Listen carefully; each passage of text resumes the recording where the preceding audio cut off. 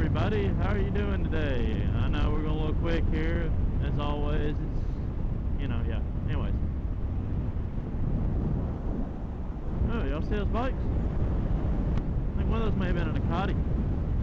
But, anyways, what I want to talk to you about today is the cost of riding a motorcycle. Okay? Is it cheaper to commute on a motorcycle than it is to commute in a car or a truck? The answer is both yes and no. Alright? The thing is, when you look at, if you have a vehicle like mine that gets like 120 miles a gallon, I'm going to say yeah, most likely. If you have something that's getting 25, 30 miles a gallon, I'm going to say no. It's more enjoyable, yes, but it's not going to really save you anything. Not as much, really. If it's even saving anything at all. I really hadn't gone through all of my costs exactly, but I do know when you pay for insurance on bikes, especially if you don't have a great driving record, it's going to be bad, especially if you got full coverage. So you got to look into that. That's going to be high.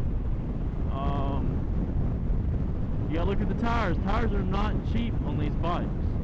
The NS250s and stuff like that, they're cheaper, but on the 650, and especially even on the up, they're going to be more expensive. Like, I got these Q3s on here now, and they're not touring tires, okay, I understand that, but they are cheaper than most touring tires, but touring tires will last longer. So, and I wanted to try these out while it was still warm, so I probably won't get as many miles as I would normally would like, but it was a little cheaper, and I wanted to try out some track tires, and they were brand new. I wanted to give them a try, so I went ahead and got these instead of touring tires right now. My next set will be touring because it'll be winter coming up. We already got today, in the next few days will be the last day of fall. Here pretty soon, I think. I'm gonna try to get this video out pretty quick, but you know how things happen. It might be a little bit. But okay, so we got that. And the tires for this one, the rear tire itself, it was $130 something. And that was me shopping around a pretty good bit. Now you can probably get better, maybe. You can definitely pay more. I went to a shop and they were wanting to charge me just for the tire, and they said they was not marking up the price. They wanted me to pay, like, for the rear tire probably around $160, something like that, $150, $160, $145, somewhere around that area. Anyway, a little bit higher. And so maybe the tire's not a crazy high. But here's the other thing you got to worry about. Okay, you ready? Mounting and balancing. You take it somewhere and they're going to mount it and balance it, okay? Well, you take it to the shop, you're going to pay a lot of money. If you know a guy that does it himself and he knows what he's doing and he does it for cheaper, that's good. I know a guy, and he's raised his prices up. It used to be $20 for a front, $25 for a rear. And he balanced it all. He didn't have an electronic balancer, but he did it the old-fashioned track style way. He did it all on a rack. He knows what he's doing. And my tires, I love them. They don't ever hardly any balancing. So, yeah, you're looking at that. In most shops, they'll charge anywhere from 50 to 55, 60 bucks. You know, including the disposal fee and everything else. So that adds up a whole lot. Oil change, I'd rather do oil change, if you get synthetic oil is a good bit higher. It's like $12 for a quart for oil, if not even more than that, for motorcycle oil.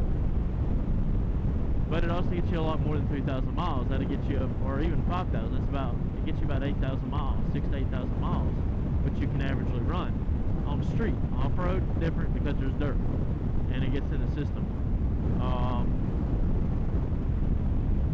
Maintenance, there's a lot more maintenance to it. You got to check the valves, you got to check them fairly often, like every 12,000 on this. I haven't done it yet. I know I'm about to 16, but I need to get to that. But I'm a little bit due behind. But I've seen a guy, he did it at like 21, and he barely even had to do anything at all. And most people don't have to do anything to them. It's just checking them. It's not that they need to adjust, it's just to check them. So I'm gonna have to check them pretty soon. What's another thing? The chain on the back, you have to change those every 13,000 or earlier. I should have done mine at 10,000. 13,000 was pushing it really bad. sprockets, if you change the chain before it goes too bad, it won't wear the top of the sprocket, so the sprockets will last longer. You can make a set of sprockets last a long time as long as you replace the chain in a timely manner. If you wait too long, it'll wear at the top, and it'll make them sharp, and then you have to change your sprocket. The easiest way to check and see if your chain is actually going bad is roll around. You'll find for loose spots, your tight spots, and loose spots. But the way I really like to do it is the back. Take the sprockets right here, and just sit there at the back of the sprocket. Pull the chain, and if it has a lot of slack in it, that you can tell that the links themselves have a lot of slack in them, and that's when you can tell they need change. Some people don't agree, but I'm telling you from a mechanic that's been doing it for years, and he's right. I mean, that's the easiest way to tell. You can tell if a chain's really bad, pull on it. If it pulls out a lot, for sure. If it pulls out just a little bit, yeah, but when it gets really bad, it's pretty bad. Alright, look at this big ass truck right here, guys. Yeah. That's the big things right there. And of course you gotta look at your gear, you gotta buy gear and everything. Yeah, gas miles on these things are amazing, but that's about the only thing you're getting a real advantage on as far as economy wise on the bike. Yeah, that's pretty much it, guys. Subscribe if you want more of this kind of stuff. Like this video. I'm getting back into it. I kind of went away for a little while, but I plan on to try to get this thing going again. And yeah, we'll talk to y'all later, and y'all have a good one. And bye.